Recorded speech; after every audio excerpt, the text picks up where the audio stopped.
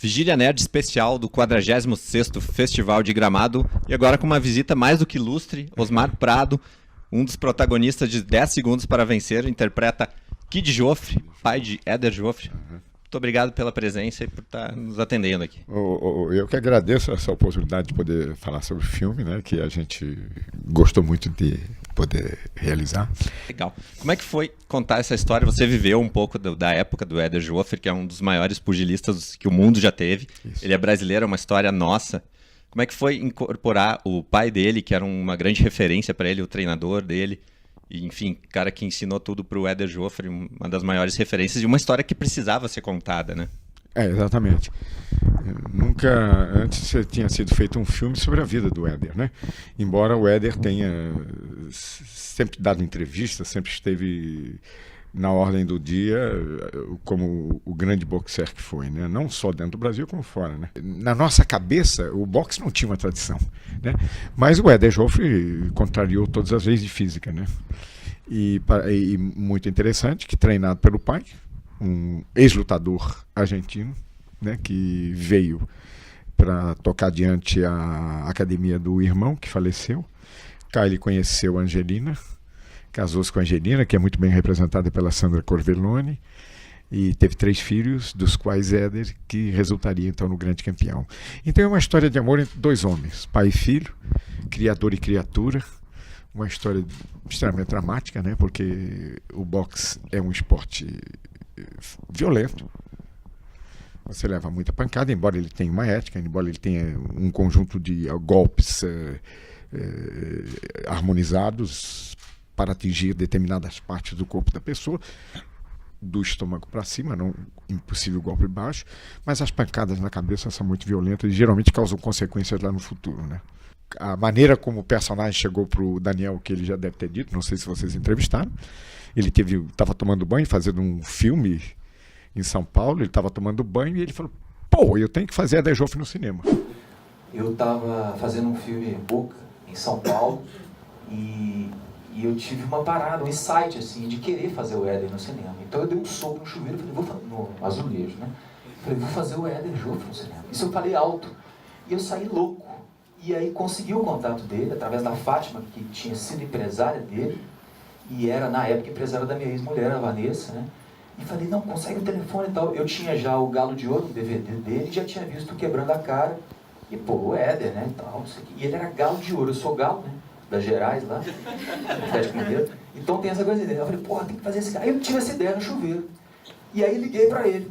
Aí eu falei, cara, meu nome é Daniel de Oliveira, o senhor não me conhece. Eu fiz o Cazuza no cinema, o senhor não deve ter visto, mas eu quero fazer você no cinema. Como é que eu faço? Aí falou, meu, já tem um cara aí fazendo negócio de boxe meu no cinema aí. E aquilo acabou pra mim, que eu falei, puxa, eu que tava vislumbrando, achei que eu tava com a ideia, né?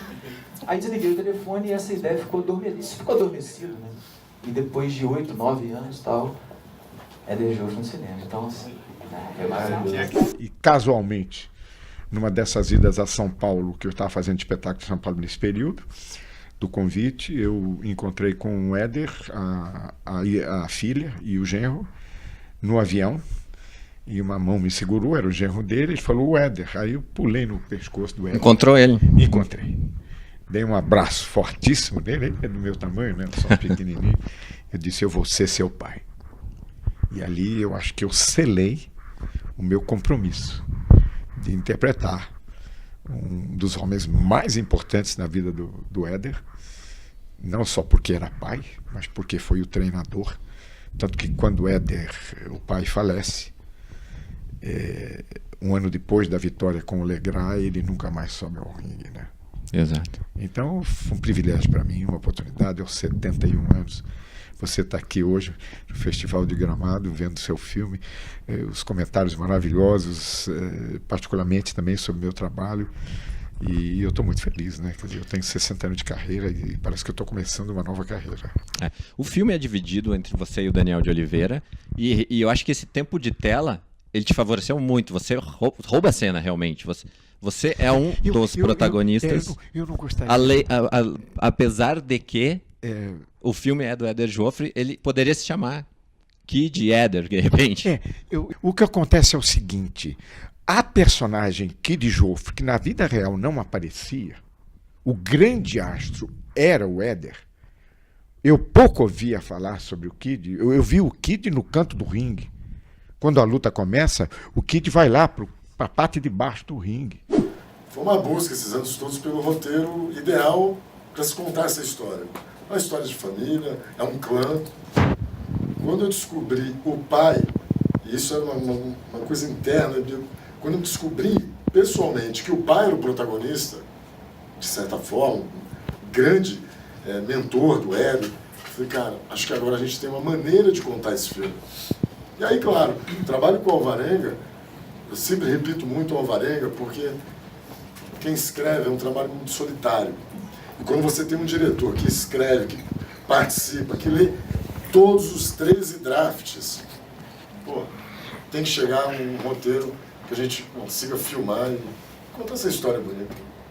No filme, como você aborda, o boxe fica quase que como pano de fundo, e você aborda a história da família, ressalta o Kid, que é a viga mestra daquele clã, da união das duas famílias, Joffre e Zumbano.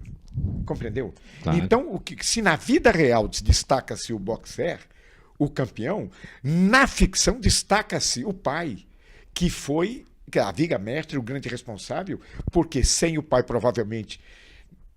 Claro que havia a potencialidade do Éder, mas sem o pai não haveria a preparação e a exploração dessa potencialidade.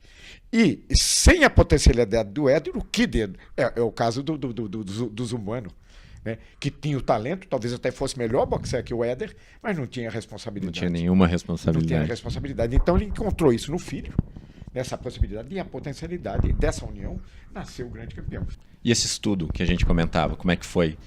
Você já viveu essa época, mas o quanto você aprofundou do seu conhecimento geral quanto ao Kid, quanto ao Éder, como foi esse mergulho na história, nessa biografia? Primeiro já a vantagem do physique de Hollywood, quer dizer, você do tipo físico. Kid Joffre e eu temos muitas semelhanças, né? Semelhanças, né? Isso já é um passo. O fato de eu ter vivido a época. E eu só tive que fazer uma preparação de treinamento de boxe, não batendo luva, evidentemente, como o Daniel, que teve que bater luva, mas eu digo assim, com entender o conjunto dos boxes, o que é um upper, o que é um cruzado, o que é um jab, para poder, então, dar credibilidade a um homem que entende e que vai preparar um futuro campeão. Quanto à questão da psicológica, evidentemente é só se mergulhar na história desse homem, né? Como é a história dele da Argentina. Eu tinha que falar de uma forma diferente, eu tive que criar um tipo de sotaque, mas um sotaque não caricatural, um sotaque que dava a ideia de que esse homem era estrangeiro, argentino. Como eu vivi num ambiente de mãe oriunda de imigrantes espanhóis, pai oriundo de imigrantes italianos, nessa mistura do espanhol, do portunhol, do Brás, evidentemente, da Moca, do Parque Peruche, não foi difícil para mim, com o meu ouvido, tentar, então, equalizar uma forma diferente do Kid, que o Alvarenga, inclusive, diz, você criou uma maneira do Kid falar, rapaz, que é impressionante, e não fica uma caricatura. E mesmo antes da confirmação que eu seria o Éder Joffre, realmente, eu comecei a fazer boxe.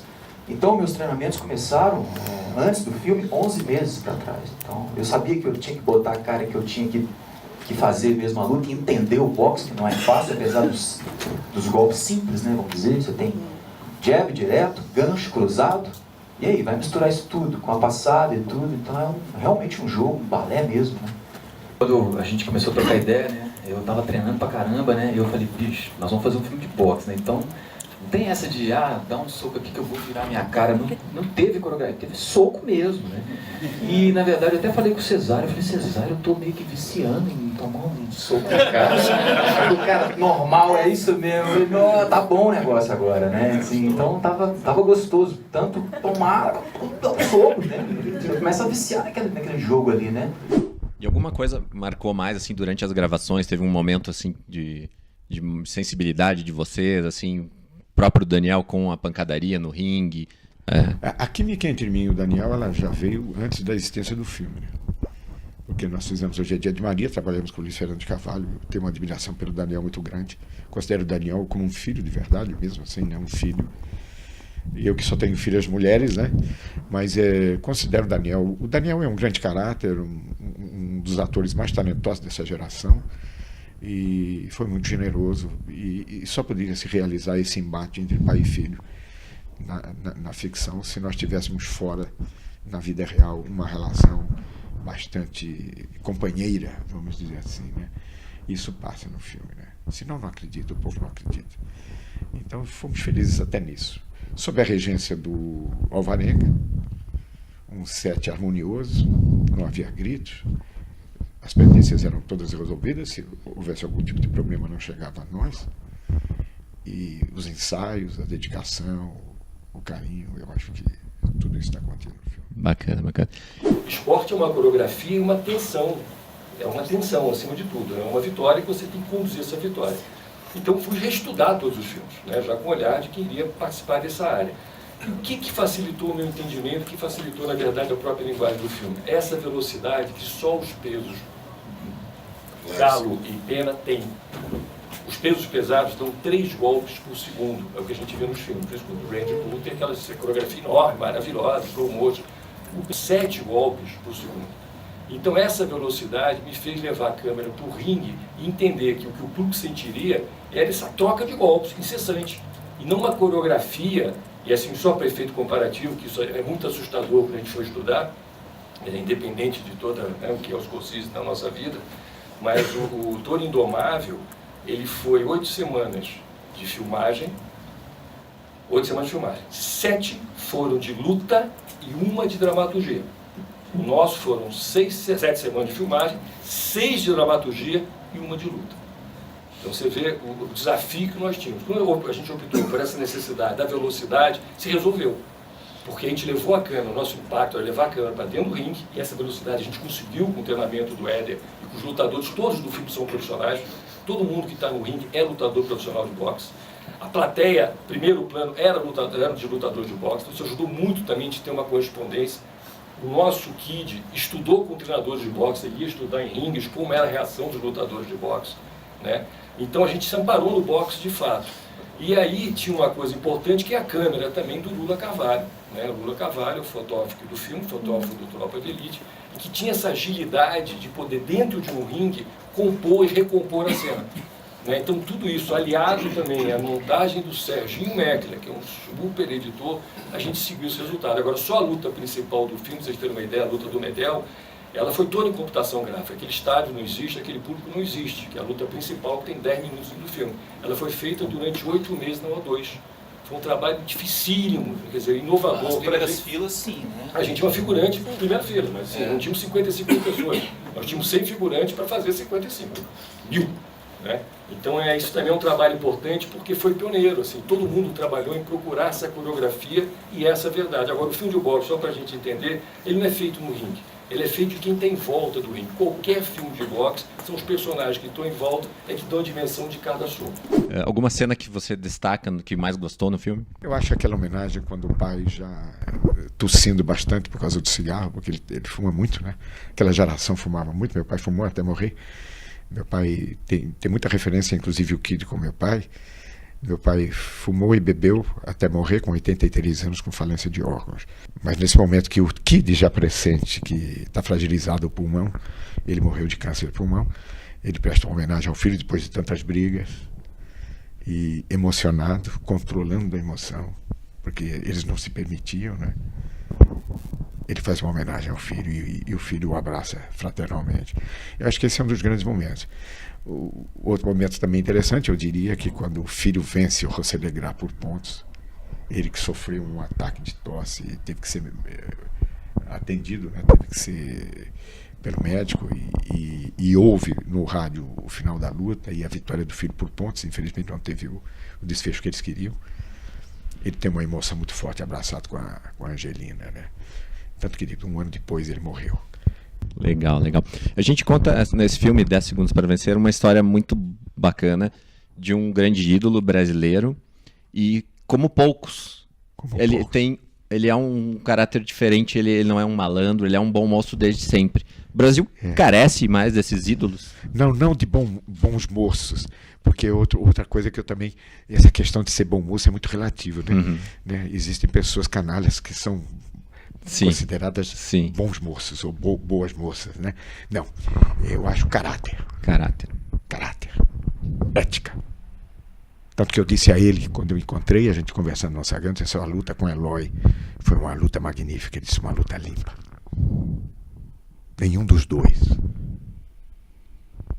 golpeou baixo. Tanto que o Eloy tem uma declaração incrível. Ele disse, eu caí 2 vezes. Eu podia ter levantado, mas eu compreendi que ali estava o novo campeão. E o Eloy, a partir dali, ficou fã do Éder. Eu acho que o grande valor do Éder é essa ética, esse caráter. E ele disse, meu pai não tinha 2 caras. Meu pai era um homem de uma só cara. Legal. Então, eu acho que a grande força do filme é isso. Num período que nós estamos vivendo de ausência absoluta de ética, ausência absoluta de vergonha na cara, nós carecemos de honestidade. E mais filmes como esse é bom que venham para mostrar que é possível, sim, você ser íntegro na sua vida, na sua profissão, seja ela qual for. Perfeito. Com essas palavras eu vou ter que ir encerrando aqui a nossa conversa.